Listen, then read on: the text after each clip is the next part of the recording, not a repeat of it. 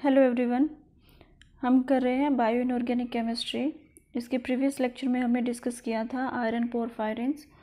Iron porphyrins में हमने myoglobin and haemoglobin के structure, role and oxidation previous lecture में स्टडी की थी। आज के लेक्चर में हम डिस्कस करेंगे oxygenation of myoglobin and haemoglobin. Oxygen का जो कोऑर्डिनेशन है विद मायोग्लोबिन एंड हीमोग्लोबिन उसको हम बोलेंगे ऑक्सीजनेशन। ठीक है, ऑक्सीजनेशन, जब ऑक्सीजन बाइंड करती है मायोग्लोबिन एंड हीमोग्लोबिन के साथ क्या क्या चेंजेस होते हैं, कौन कौन से प्रोसेसेस होते हैं, क्या स्ट्रक्चरल चेंजेस आएंगे इनमें, ये हम अभी स्टडी करेंगे। तो सबसे पहले, जैसे आपको पता है, हमने प्रीवियस लेक्चर में डिस्कस किया था structure of myoglobin and haemoglobin. Myoglobin में क्या होता है, एक हीम यूनिट होता है। ठीक है, myoglobin consist of only one haem group, but haemoglobin में क्या होता है, 4 हीम ग्रुप होते हैं। और एक हीम ग्रुप जो है वो 1 ऑक्सीजन मॉलिक्यूल को कैरी कर सकता है। तो मायोग्लोबिन क्या है, 1 ऑक्सीजन मॉलिक्यूल को कैरी कर सकता है और हीमोग्लोबिन जो है वो 4 ऑक्सीजन मॉलिक्यूल्स को कैरी कर सकता है। तो अब जैसे हम कंप्लीट स्ट्रक्चर ड्रॉ नहीं करेंगे यहाँ पर, हम इसका बस एक आउटलाइन से फ्रेमवर्क बना लेंगे। जैसे इसमें क्या है, metal ion, iron metal ion है। ठीक है, हीम यूनिट जो है वो हम ड्रॉ कर रहे हैं। तो इसमें आयरन जो है 4 नाइट्रोजन के साथ कोऑर्डिनेटेड होता है ऑफ पायरोल रिंग्स। ठीक है, ये हमने दिखा दी, nitrogen of pyrrole rings. 5th position पे ये अटैच होता है with histidine residue of globin protein. ठीक है, ये हमने दिखा दी प्रोटीन का पार्ट। ठीक है, अब यहाँ पर 6th पोजीशन पे कोऑर्डिनेट करते हैं ऑक्सीजन। ये मैंने पहले आपको दिखाया है ऑक्सीजनेटेड मायोग्लोबिन या हीमोग्लोबिन आप बोल सकते हो, मीन्स एक हीम ग्रुप दिखाया है यहाँ पे हमने। ये क्या है, ऑक्सीजनेटेड हीम ग्रुप। ठीक है, अब ये 1 यूनिट होता है मायोग्लोबिन में और हीमोग्लोबिन में होते हैं 4 हीम यूनिट होते हैं या 4 हीम सब यूनिट्स होते हैं, हम ऐसे बोल सकते हैं। अब ये तो स्ट्रक्चर है जब ऑक्सीजन बाइंड अप कर चुकी है। ऑक्सीजन बाइंड अप करने से पहले ये कॉम्प्लेक्स किस तरह का होगा ये हम डिस्कस करते हैं अभी। एक्चुअल में मैं पहले ड्रॉ कर देती हूँ। ठीक है, इस तरह से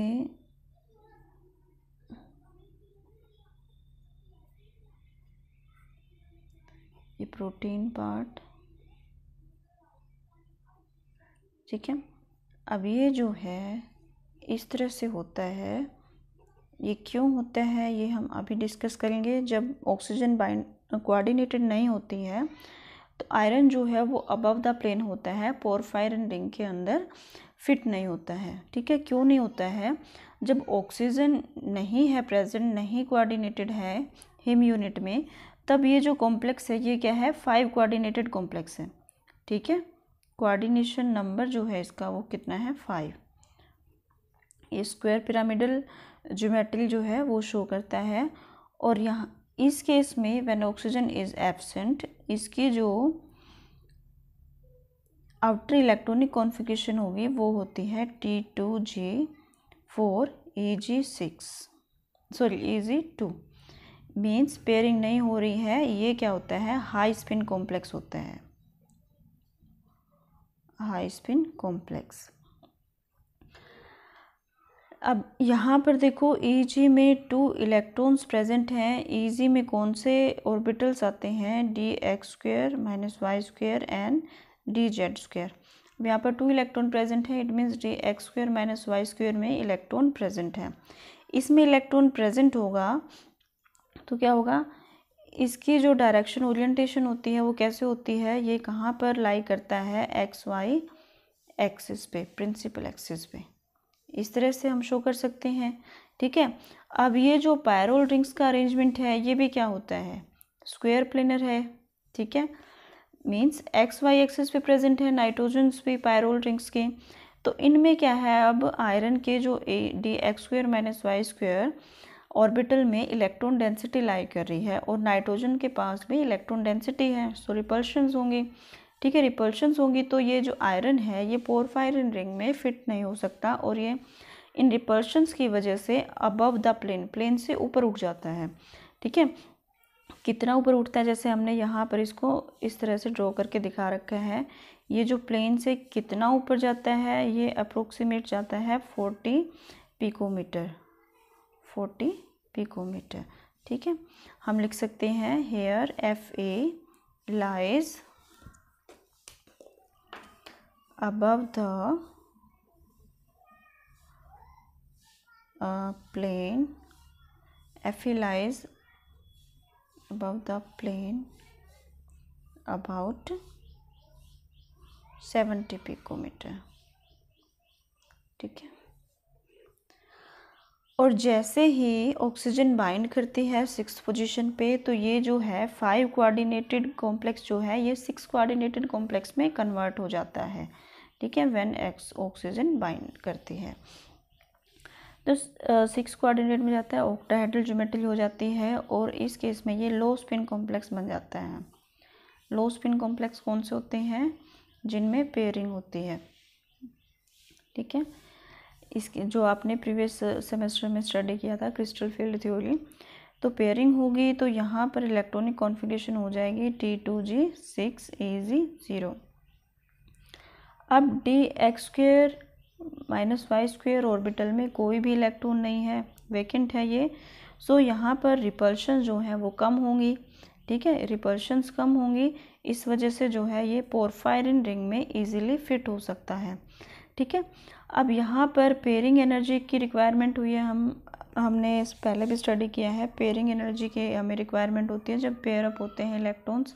ठीक है, ये पेयरिंग एनर्जी कहाँ से आई है, जब ये कॉम्प्लेक्स 5 कोऑर्डिनेटेड से 6 कोऑर्डिनेटेड में कन्वर्ट हुआ है तो स्ट्रेन एनर्जी जो है रिलीज हुई है, वो जो है यहाँ पर पेयरिंग एनर्जी के लिए यूटिलाइज हो जाती है। अब इसको सिंपली अगर हम एक अलग से डायग्राम बना के देखते हैं, इसको हम किस तरह से शो कर सकते हैं। फॉर एग्जांपल ये है हमारी प्रोटीन पायरोल रिंग्स और ये है आयरन, ये यहाँ पर लगा हुआ है प्रोटीन पार्ट, ग्लोबिन प्रोटीन, ये है आयरन +2 स्टेट में, और ये जो होल है ये कौन सा होल है, पोरफायरिन होल।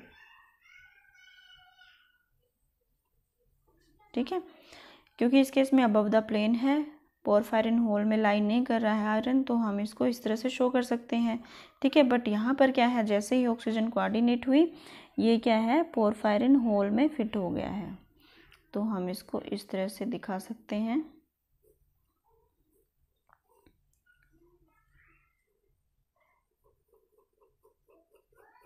ये है प्रोटीन पार्ट, आयरन +2 और यहाँ पर बाइंड कर गई है अब ऑक्सीजन। ठीक है, इसलिए ये इसमें पोरफायरिन होल में फिट हो गया है। अब देखो ऑक्सीजन कहाँ बाइंड करती है, लंग्स में, जहाँ पर पार्शियल प्रेशर ज़्यादा होता है ऑक्सीजन का। यहाँ पे क्या होता है, अब जैसे ही अब अगर हम हीमोग्लोबिन की बात करें, हीमोग्लोबिन में कितने होते हैं, 4 हीम ग्रुप होते हैं, means 4 molecules of oxygen carry कर सकता है haemoglobin, means 4 oxygen molecules bind करते हैं हीमोग्लोबिन में।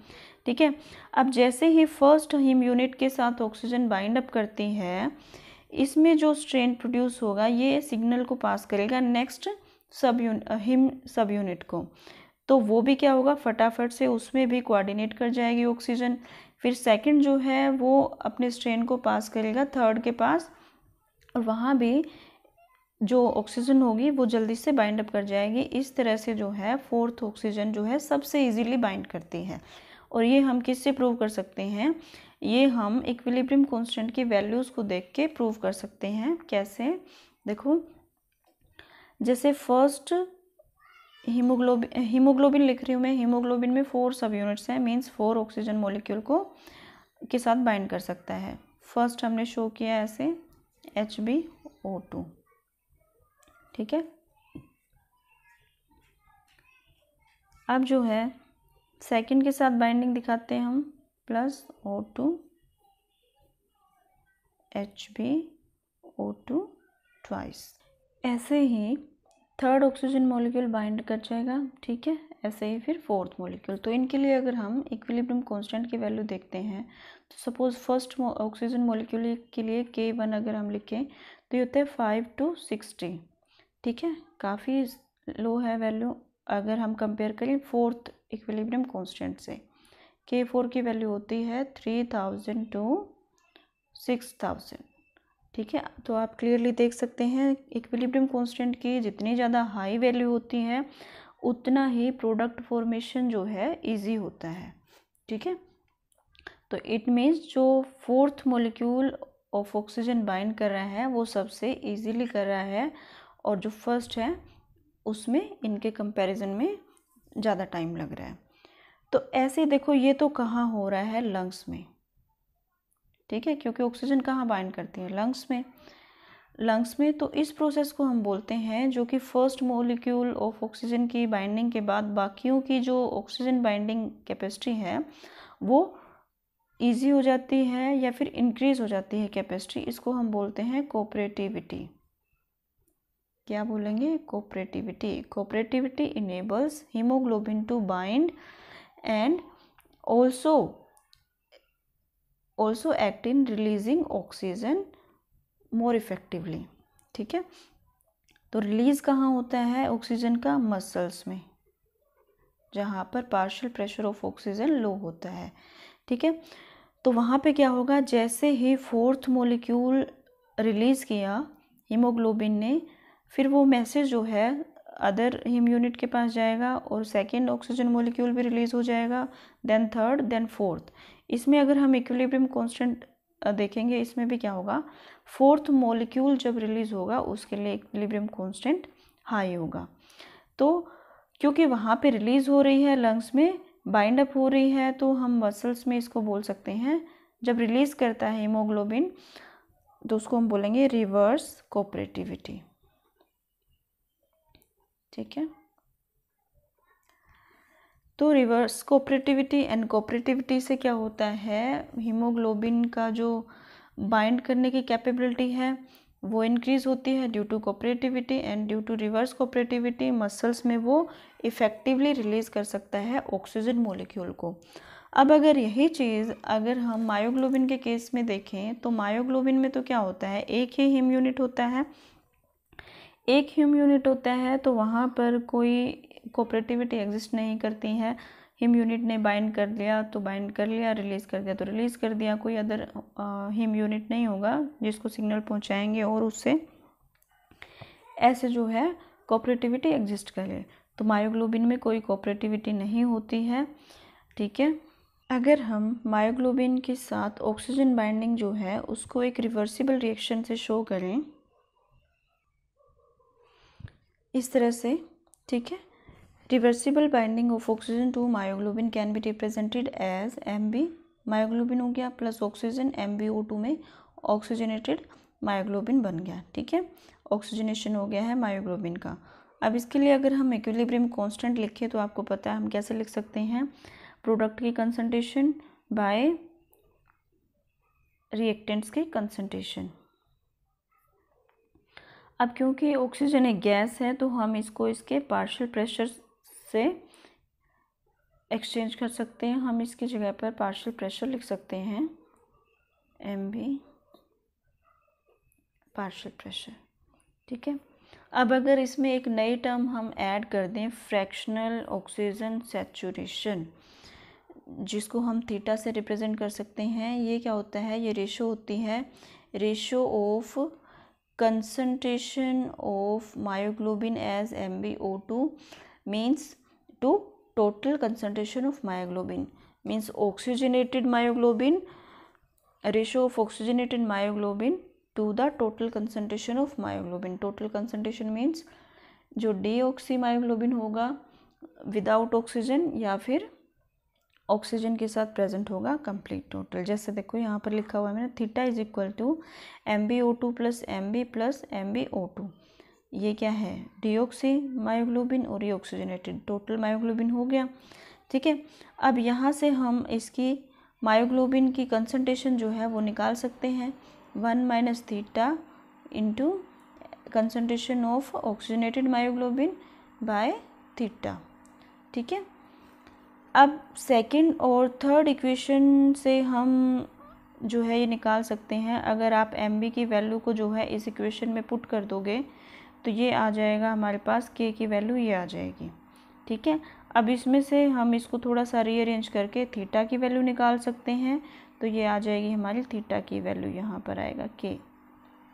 ठीक है, तो ये इक्वेशन हमें क्या दिखाती है, अगर हम ग्राफ प्लॉट करते हैं percentage saturation versus partial pressure, तो ये जो है हमारा जो कर्व मिलेगा हमें वो हाइपरबोलिक कर्व मिलेगा। अगर एक्स एक्सिस पे हम ले लेते हैं पार्शियल प्रेशर ऑफ ऑक्सीजन जो हमने टोर में ले रखा है, एंड वाई एक्सिस पे परसेंटेज सैचुरेशन।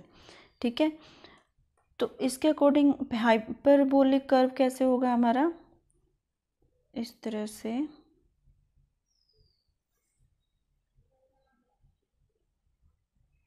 ठीक है, कुछ कुछ इस तरह से होगा।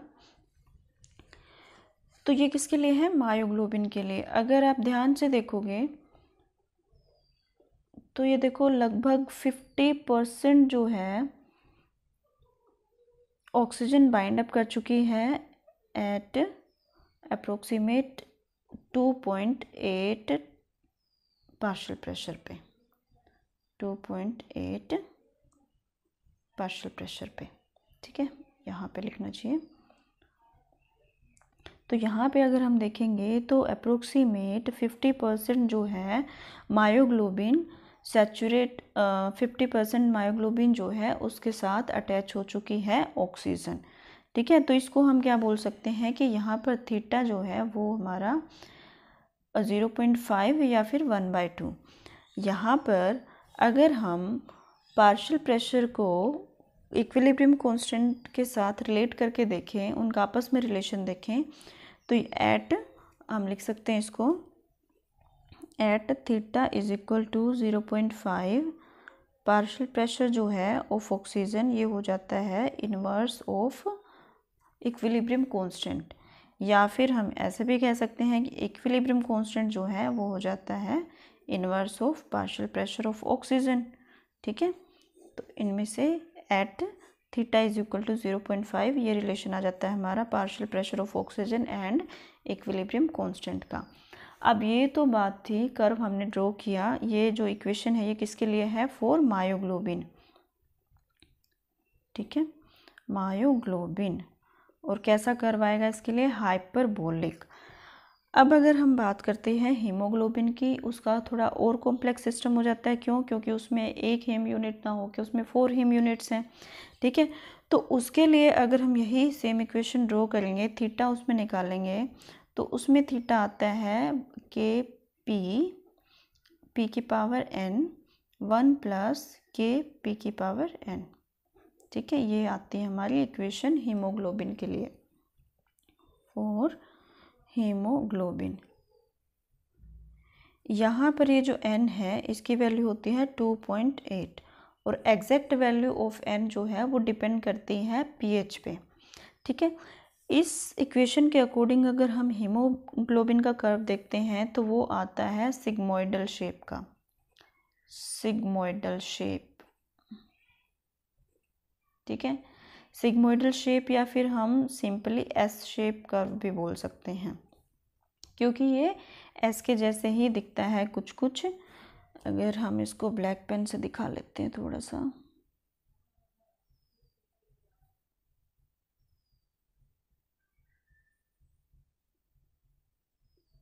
ठीक है। अब अगर हम दोनों कर्व को, जो ये किसके लिए है, हीमोग्लोबिन के लिए, और हाइपरबोलिक कर्व जो है वो किसके लिए था, मायोग्लोबिन के लिए, दोनों को अगर हम कंपेयर करते हैं तो देखो बिल्कुल लो प्रेशर पे, या फिर हम बात करें मसल्स की, एट मसल्स में देखो मायोग्लोबिन जो है उसमें जो है वो ज़्यादा ऑक्सीजनेटेड है। ठीक है, बजाय हीमोग्लोबिन के। हीमोग्लोबिन अप्रोक्सीमेट हाई प्रेशर पे तो इनकी एफिनिटी इक्वल सी है, बट अगर हम एट लो प्रेशर देखते हैं, यहाँ पर मायोग्लोबिन की एफिनिटी ज़्यादा होती है ऑक्सीजन के लिए। जैसे अगर आप मसल्स में देखोगे तो मायोग्लोबिन जो है उसकी एफिनिटी ज़्यादा है, उसका ज़्यादा अमाउंट जो है ऑक्सीजनेटेड है, वो ज़्यादा सैचुरेटेड है विद ऑक्सीजन। ठीक है, हीमोग्लोबिन का कम है। इसका जो कर्व आएगा वो एस शेप आएगा या सिग्मोइडल शेप बोल सकते हैं हम, और मायोग्लोबिन का जो है वो हाइपरबोलिक कर्व है। अब इसके अलावा हीमोग्लोबिन हमारे ब्लड में प्रेजेंट होता है, ठीक है, और ये जो ऑक्सीजन को कैरी करता है वेरियस बॉडी पार्ट्स तक, मसल्स में जो रेस्पायरिंग मसल्स हैं, टिश्यूज़ हैं, वहाँ तक पहुँचाता है ऑक्सीजन को। फिर वहाँ कार्बोहाइड्रेट का ब्रेकडाउन होता है तो CO2 को भी ये कैरी करता है, लंग्स तक पहुँचाता है और हम वहाँ से एक्सहेल कर देते हैं। CO2 किस फॉर्म में निकलती है ये हमने पहले भी स्टडी कर लिया था। CO2 जो है सोल्यूबल कार्बोनेट्स में, बाइकार्बोनेट्स में कन्वर्ट हो जाती है, जो कि कौन करता है, कार्बोनिक एनहाइड्रेज जो है वो फैसिलिटेट करता है इस रिएक्शन को, और जो है थ्रू ब्लड वो हमारे लंग्स तक पहुंचती है, वहाँ हम इसको एक्सहेल कर देते हैं। कुछ और फैक्टर्स भी होते हैं जो कि हीमोग्लोबिन जिनकी वजह से हीमोग्लोबिन जो है मसल्स में ऑक्सीजन रिलीज़ कर देता है, ठीक है, और जो लंग्स में जहाँ पर पार्शियल प्रेशर हाई होता है वहाँ पे वो बाइंड अप करता है। और क्या फैक्टर्स होते हैं, और फैक्टर्स होते हैं पीएच। पीएच कैसे इफेक्ट करती है, पीएच जो है, अब जैसे देखो रेस्पायरिंग मसल्स की बात करी हमने, मसल्स में क्या होगा, रेस्पिरेशन में हमारे क्या होता है, ब्रेक डाउन ऑफ ग्लूकोज होता है, ग्लूकोज का ब्रेक डाउन होता है, CO2 एंड वाटर प्रोड्यूस होते हैं। तो CO2 क्या होता है, इसका नेचर कैसा होता है, एसिडिक होता है या बेसिक होता है, ऑब्वियसली एसिडिक होता है। तो इट मीन्स ये एसिडिक होगा और ये हमारे टिश्यूज़ में क्या है, प्रोड्यूस हो रही है, तो पीएच जो है वो क्या होगी, पीएच भी डिक्रीज होगी, पीएच डिक्रीजेस इन मसल्स, ठीक है, मसल्स में डिक्रीज होगी तो वहाँ पे क्या हो जाता है, हीमोग्लोबिन की अफिनिटी जो है फॉर ऑक्सीजन वो भी डिक्रीज हो जाती है, या फिर हम कह सकते हैं कि रिलीज जो है ऑक्सीजन का वो और भी इजी हो जाता है। तो यहाँ पर दो फैक्टर हो गए हैं, एक तो रिवर्स कोऑपरेटिविटी हो गया है मसल्स में, ठीक है, दूसरा हो गया CO2 जो कि एसिडिक कंडीशन प्रोड्यूस करता है और उसकी वजह से ऑक्सीजन जो है और भी इजीली रिलीज़ होती है। अब वैसे ये जो पीएच डिक्रीज़ वाला फैक्टर है ये थोड़ा होता है, क्यों होता है, क्योंकि हमारा ब्लड जो है वो एक बफर सॉल्यूशन होता है, बफर होता है वो, ठीक है, वो जल्दी ही पीएच चेंजेस को कवर कर लेता है, उसको रजिस्ट करता है, ठीक है। ये जो इफ़ेक्ट है जिसकी वजह से अफिनिटी जो है हीमोग्लोबिन की वो चेंज हो जाती है फॉर ऑक्सीजन विद पीएच, इसको हम बोलते हैं बोहर इफेक्ट। क्या बोलते हैं, बोहर इफेक्ट, ठीक है। इसकी वजह से हमारा ग्राफ भी थोड़ा चेंज हो जाता है, कुछ कुछ इस तरह से हो जाता है, क्योंकि इसमें अफिनिटी जो है और भी डिक्रीज़ हो जाती है। हाई प्रेशर पे तो सेम रहेगी बट लो प्रेशर पे ये डिक्रीज़ हो जाती है, ठीक है, क्लियर है। ये कई बार पूछ लिया जाता है, बोहर इफेक्ट भी, कोऑपरेटिविटी भी, reverse cooperativity, oxygenation of myoglobin and haemoglobin. Overall अगर हम बात करें Bohr effect and cooperation of 4 haemoglobin binding sites, ये दोनों मिलके क्या करते हैं, ऑक्सीजन के ट्रांसपोर्ट को और भी इजी एंड कंप्लीट बना देते हैं, ठीक है। जैसे लंग्स में क्या है, कोऑपरेटिविटी एग्जिस्ट कर रही है, मसल्स में जाओ तो रिवर्स कोऑपरेटिविटी एग्जिस्ट कर रही है, और उसके साथ बोहर इफेक्ट। मसल्स में क्या है, CO2 की कंसंट्रेशन ज़्यादा हो रही है तो वहाँ पर O2 की कंसंट्रेशन रिड्यूस हो जाएगी, ठीक है। ऑक्सीजन जब यूटिलाइज हो रही है तभी तो CO2 प्रोड्यूस हो रही है, ठीक है।